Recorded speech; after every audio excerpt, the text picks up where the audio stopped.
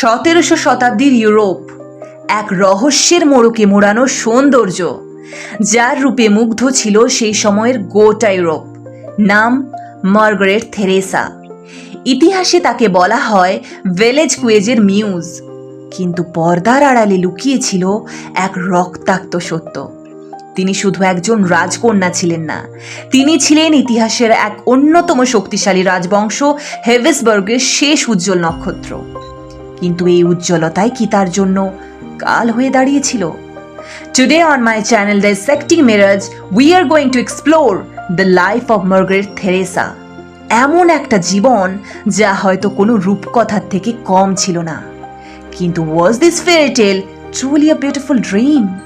Or was it in reality a harrowing tragedy?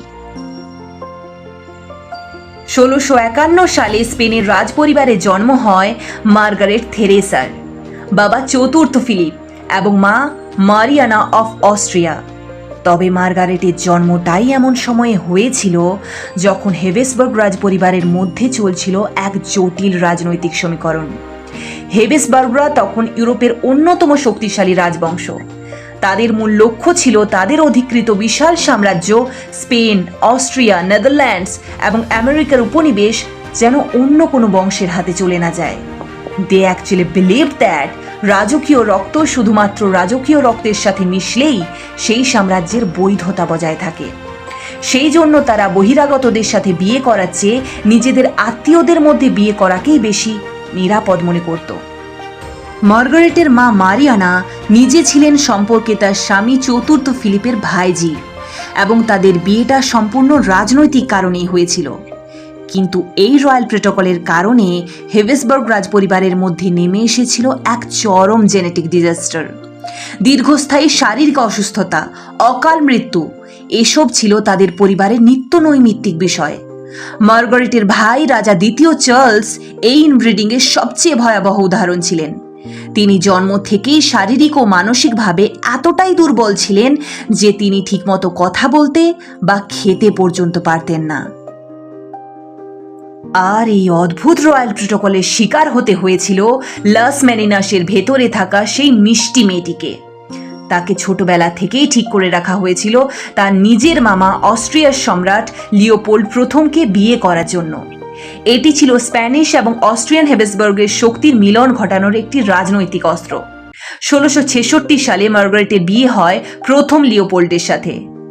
And this is essential because from this marriage, her tragic fate begins to unfold. Margaret Theresa যখন তার মামা Leopold প্রথমকে বিয়ে করেন, তখন এই মহান রাজপরিবারের কাছে she was just a pawn being moved from one country to another. মার্গারেটের যখন বিয়ে হয় তখন তার বয়স ছিল মাত্র 15 বছর। প্রথম লিওপোল্ডের সাথে বয়সের পার্থক্য থাকা সত্ত্বেও বিভিন্ন ঐতিহাসিক তথ্য অনুযায়ী তাদের মধ্যে একটি সুখী দাম্পত্য ছিল। মার্গারেট তার স্বামীকে বিয়ের পরেও অঙ্কেল বলে ডাকতেন, জার্মান ভাষায় যার অর্থ হলো কাকা বা মামা। তাদের দুজনের মধ্যে শিল্প ও সঙ্গীতের একটা কমন ইন্টারেস্ট ছিল বলেও জানা যায়। তবে তাদের দাম্পত্য জীবনের সবথেকে tragic point was the relentless cycle of Margaret's back to back pregnancies. 1666 থেকে 1673 এই 6 বছরের বিবাহিত জীবন ছিল তাদের। এই 6 বছরের দাম্পত্য জীবনে মার্গারেট 4টি সন্তানের জন্ম দিয়েছিলেন, যাদের মধ্যে শুধু একজন শৈশব অতিক্রম করে বেঁচে থাকতে পেরেছিলেন। এছাড়াও দুবার তার মিসক্যারেজ হয়েছিল। মার্গারেট তার সন্তানদের অকাল মৃত্যুকে ঈশ্বরের শাস্তি বলে মনে করতেন। তিনি বিশ্বাস করতেন যে ভিয়েনায় ইহুদিদের বসবাসের কারণেই ঈশ্বর তার সন্তানদের কেড়ে নিচ্ছেন। এমনকি তিনি এটা এতটাই তীব্রভাবে বিশ্বাস করতেন যে তিনি তার স্বামীকে ভিয়েনা থেকে ইহুদিদের বহিষ্কার করতেও প্ররোচিত করেছিলেন। বারবার সন্তান শোক ও মাতৃত্বের কষ্ট মার্গারেটকে শারীরিক ও মানসিকভাবে অসুস্থ করে দিয়েছিল। 1673 সালের 12 মার্চ 21 বছর বয়সে 7th টাইম প্রেগন্যান্সি চলাকালীন তিনি মারা যান। মৃত্যুর পর তাকে ভিয়েনার ইম্পেরিয়াল ক্রিপ্টে সমাধিস্থ করা হয়। হোয়াট উই কল রয়্যাল ভেলার, মার্গারেটের জীবনে ঠিক সেটাই ছিল অভিশাপ। হেভেসবার্গ রাজপরিবারের বিশুদ্ধ রক্তের অহংকার মার্গারেটকে দিয়েছিল মাত্র 21 বছরের একটি ট্র্যাজিক লাইফ।